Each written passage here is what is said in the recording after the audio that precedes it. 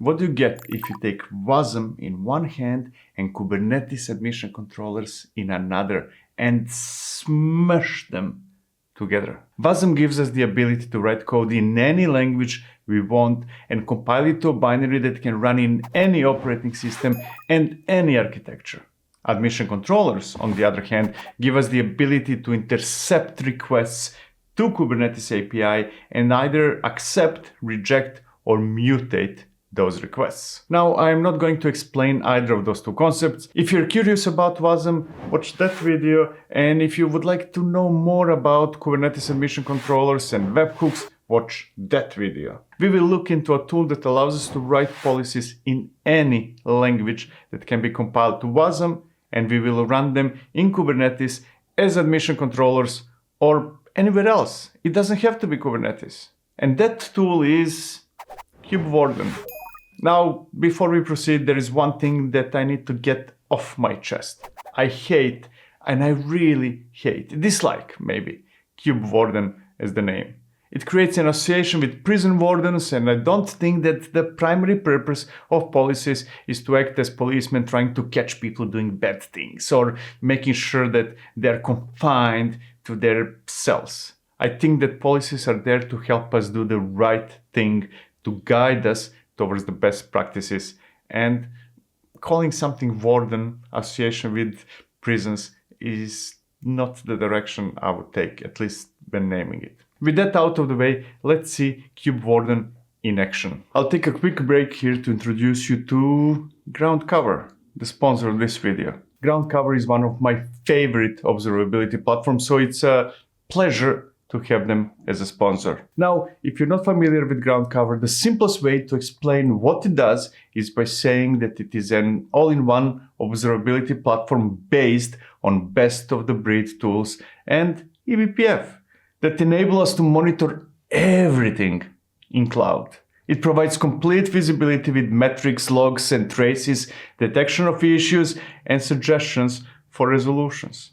To top it all off, it is super easy to use. So, if you need an easy-to-use, all-in-one observability platform that is powered by eBPF, please check them out and let me know what you think. Thank you, Groundcover, for sponsoring this video, and now let's get back to the main subject. Let's take a look at one of the policies. This looks similar to a policy you might, for example, define in Caverno. It is a cluster admission policy, meaning that any resource in the cluster might be subject to it. It has a set of rules which, in this specific case, define that the policy should apply only to pods and create and update operations. Now, the interesting part is the module section, which is a reference to a container image. What that means is that this is an instance of a policy which is stored in that particular image. Now, if you would go through the documentation of that specific policy or module stored in that specific image, we would find out that it prevents privileged pods from running. We'll see how to find information about policies in a moment. For now, the important thing is for you to trust me when I say that's what it does. Actually, you could deduce that yourself by looking at the name of the image. Now, let's apply that policy and list all cluster admission policies in the cluster. The interesting part is that the policy server is called default, indicating that there could be more than one server. And we'll get to that later as well. Now, if you're familiar with Kubernetes, you know that it contains validating webhooks that are triggered whenever a change to one of the resources is requested. It is a feature baked into Kubernetes, and hopefully Kubewarden is taking advantage of it. We can confirm that by listing all validating webhooks, and there it is. The policy we just applied got a webhook that will be triggered whenever a pod is created or updated. Now, let's take a look at a few pod definitions I prepared. Actually, I did not prepare those definitions. I lied. They came from Kubewarden documentation. We'll see what I prepared in a few moments. Anyways, what matters is that one of those pods is a normal one while the other one is privileged. So, what happens if you apply both of those pods? You probably could have guessed the outcome, but I will state the obvious anyways. The normal pod was created while the other one, the privileged one, was rejected by the policy. Kubewarden prevented me from doing something silly and, hopefully at least, taught me a lesson or forced me to learn that privileged pods are a bad idea and that anyone using them should be ashamed of themselves. Now, there might be two thoughts in your head. First, you might be thinking that this is not that different from Kyverno or OPA with Gatekeeper, and so far the only difference is that Kubewarden references modules packaged as container images, so there is a separation between a definition of a policy, the module packaged as a container image, and the policy itself, the instance of that module. The second thought, or to be more precise, a question, might be, how the hell do I find Kubewarden modules? The answer to that question is, since they are container images, they can be in any registry. They can be anywhere, just as you might find Kyverno policies which are defined as pure YAML in any Git repository. However, Kubewarden adopted Artifact Hub as the place where modules developed by the community are located. So we can head over there to look for examples. One thing I like about Kubewarden is that it did not try to figure out how to build a place where to find, publish, and consult modules. Instead, it adopted Artifact Hub, which is already a known place to find almost anything related to Kubernetes. So I can just go to browse our packages, and over there are Argo templates, container images, Falco rules, Gatekeeper policies, Helm charts, Helm plugins, and so on and so forth. I don't care about any of those right now. What I do care are Kubewarden policies. So let's go there. Now, let's say that I would like to verify whether images are signed before deploying them to Kubernetes. I could write my own policy for that, and we'll get to that part in a moment, but I would rather see if someone else already did just that. So let me search for there it is. Someone did it.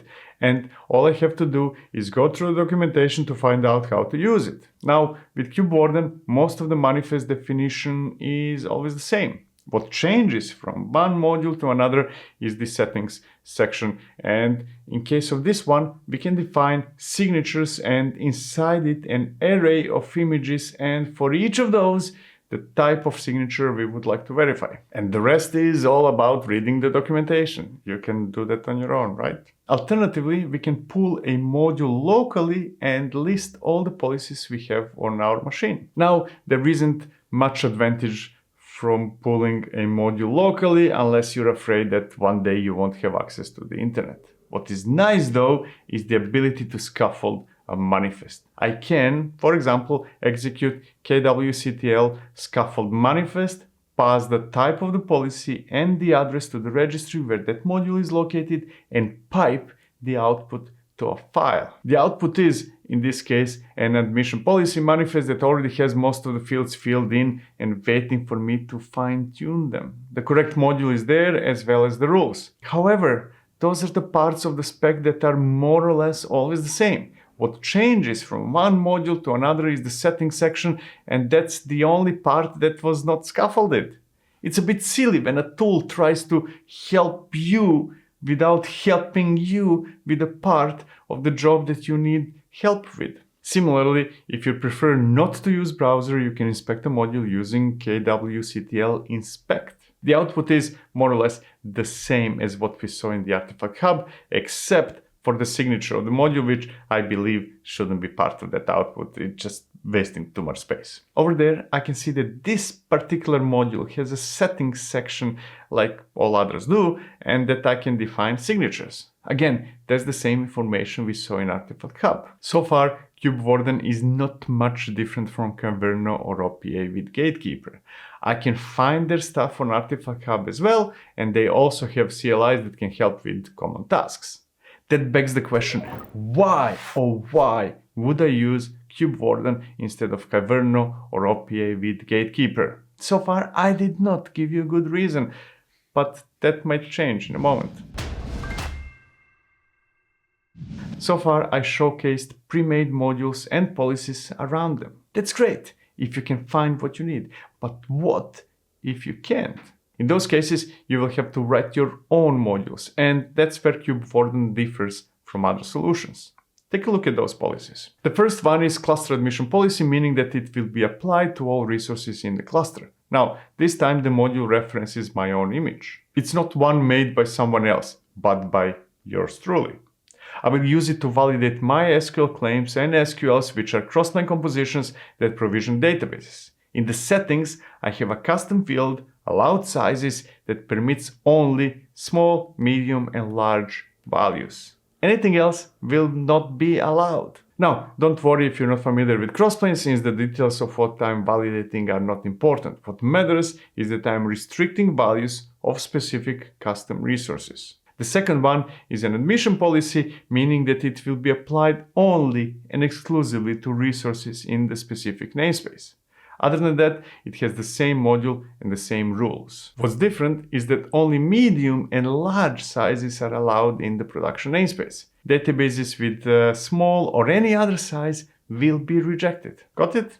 Okay, now let's apply those policies and confirm that they are there by listing all cluster admission policy resources. Initially, the status is pending, and that leads me to one more thing I dislike about Kubewarden. Let me output the pods in the Kubewarden namespace to show what that something is. The pod with the policy server, the default one, is only 54 seconds old. The reason for it being so young lies in the fact that every single time we deploy a new policy, the policy server is restarted. When I applied the policy, the old server was terminated and the new one was created in its place.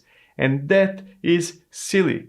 I would have expected it to pick up new policies without restarts, just as other solutions do. I guess that's a small downside of loading new WASM modules.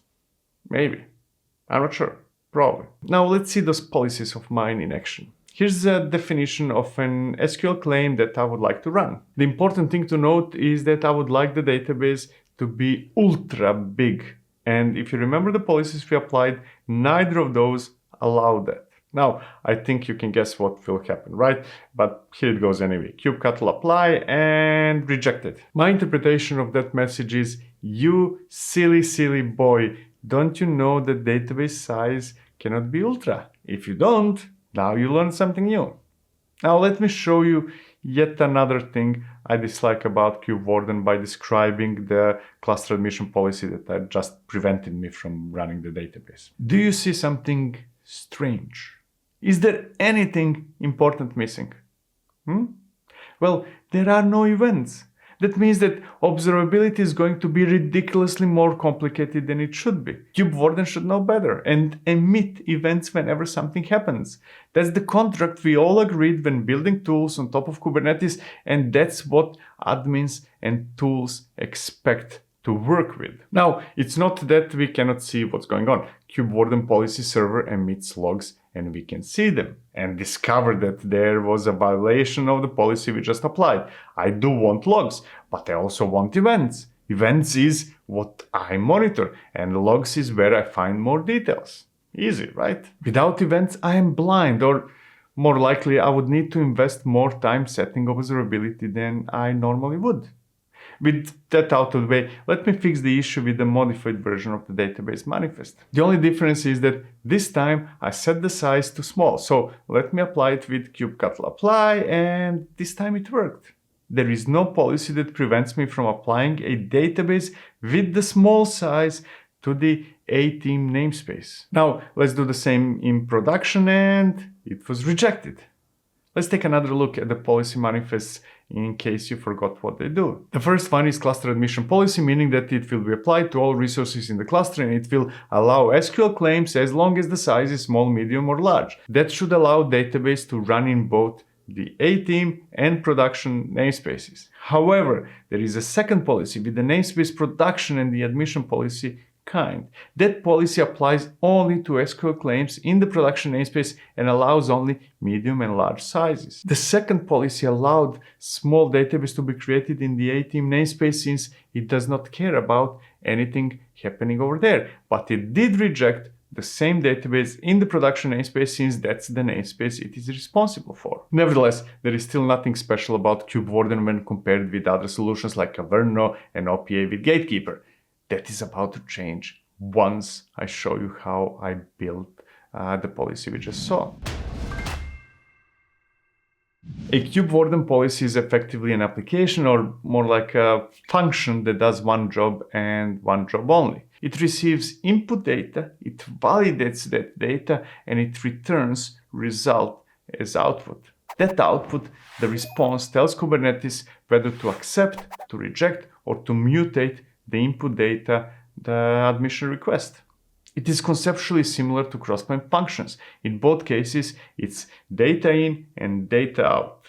Now, let's get back to the policy I created. It's a simple one, and it's located in the Kubewarden cross-plane SQL repository. In my case, I wrote the policy in Go, but you can write it in any language you want, as long as that language compiles to WASM, which is most languages nowadays.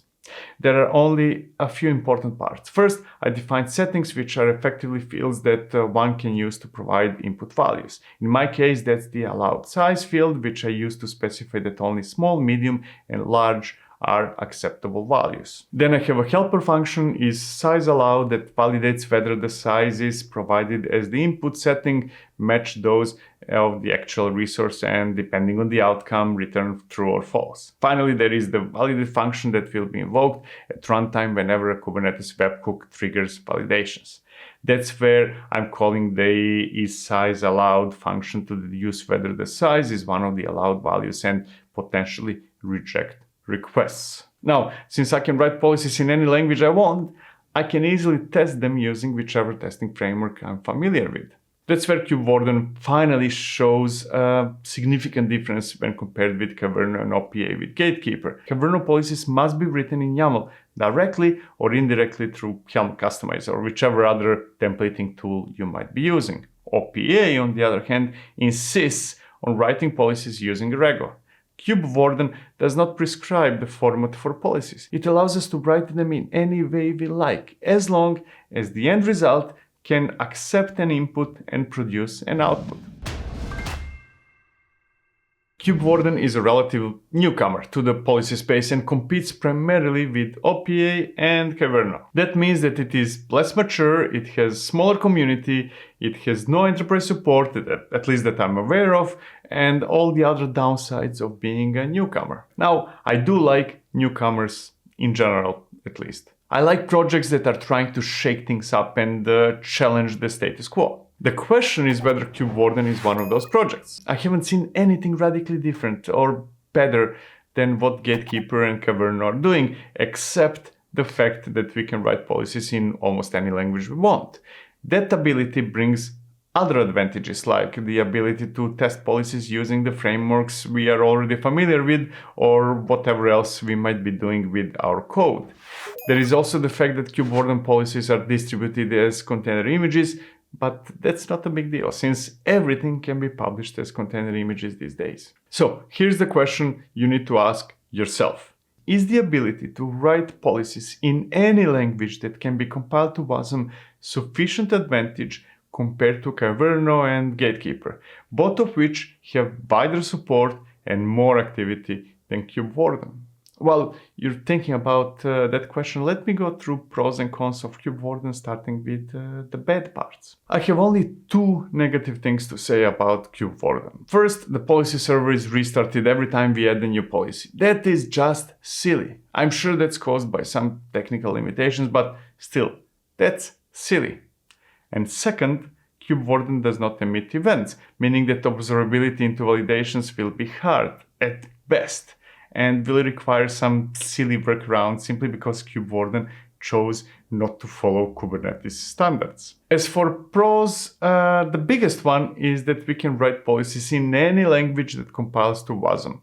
That includes Rego if you're an OPA fan, and there is even the ability to use Caverno YAML as policies. Now, depending on what your preference is, or to be more precise, whether you prefer YAML or Rego or some other language, that might be a big deal or it might be irrelevant. Testing is another big advantage that is not specific to Kubewarden, but rather the fact that testing code written in Go or Python or JavaScript or any other language might be better or easier than with YAML or Rego, right? Then there is distribution. Kubewarden distributes policies as container images. Apart from obvious advantages container images bring, there's also the fact that they can be signed and verified. Now, to be clear, that's not a big advantage since Caverno YAML can also be packaged as container images. Nevertheless, in case of Kubewarden, that's the design choice rather than the fact that images can be anything. So it gets a tiny plus over there. And finally, just as with OPA, but unlike Caverno, Kubewarden works anywhere. Even though I did not show that, we can run it outside Kubernetes as Docker containers or directly as WASM libraries. All in all, Kubewarden has a few differentiating factors when compared to OPA Gatekeeper and Caverno. The main one is the ability to define policies in almost any language. And that brings me back to the question that only you can answer. Is the ability to write policies in any language that can be compiled to WASM sufficient advantage for you to choose it over Caverno or Gatekeeper? Thank you for watching. See you in the next one. Cheers.